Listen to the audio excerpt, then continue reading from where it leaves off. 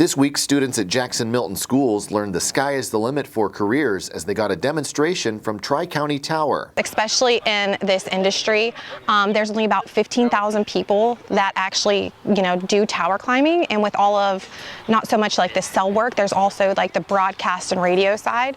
So there's a big need, especially in this area, like Northeast Ohio. In this week's Brain Gain Brief, we begin at Jackson Milton, where a new pre-apprenticeship program is introducing students to career pathways that don't require a 4-year college degree.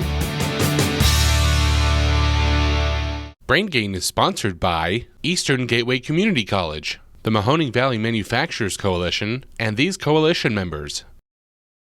Today we're having a presentation by the Tri-County Building Company to advertise trades and construction programs. I teach a junior and senior trade program that's run through the Carpentry Union in Ohio, Indiana, Kentucky.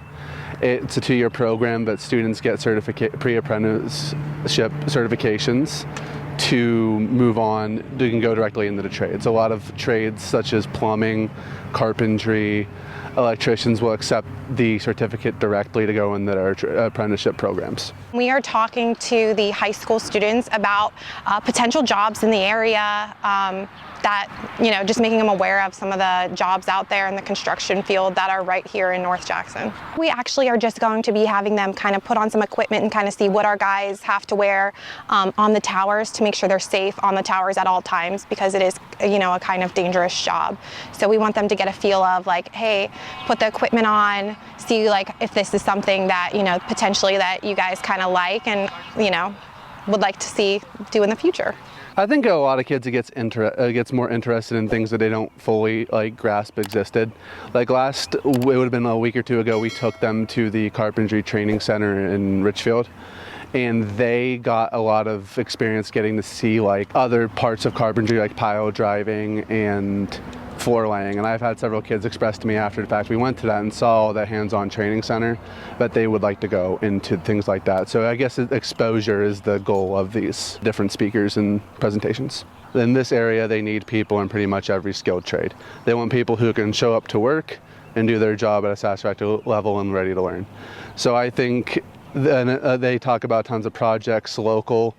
Down in Columbus, they're building an Intel chip plant, things like that if they want to travel or stay here. But I think the market is quite there for them if this is things that they want to pursue.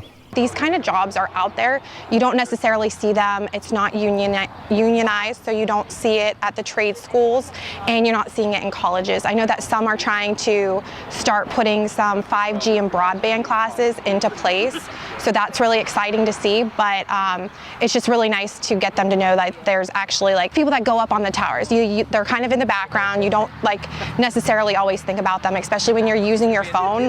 How does all of that equipment get onto the towers and stuff like that? So our guys are actually really great guys that, it's kind of cool. They go out in small teams and kind of have each other's back and make sure everybody is protected and work together. Youngstown State University celebrated the life of Warren Bud Williamson III Saturday with the dedication of the new Williamson Innovation Park. The park at 8399 Tippecanoe Road was donated last year to the Youngstown Foundation and will be used as an outdoor education space for students in the STEM fields. The park has recently been used by YSU engineering teams to test out their projects. Williamson, who died in October at the age of 92, had only 2 rules for how he wanted the property to be used: no balls and no dogs. And 17 local graduating seniors took home $170,000 in scholarship money from the Edward J. DeBartolo Memorial Scholarship Foundation. The 17 students, who each took home $10,000 apiece, were selected from a pool of 325 applications. Since its inception, the foundation has awarded more than $1.7 million in scholarships. Of the 17 recipients, 14 are planning to go into the STEM fields. And that is all for this week's Brain Gain Brief. For more Brain Gain news, click Brain Gain under the Workforce Development tab at businessjournaldaily.com. Thank you very much for watching. I'm Mike Moliterno. Brain Gain is sponsored by Eastern Gateway Community College, the Mahoning Valley Manufacturers Coalition, and these coalition members.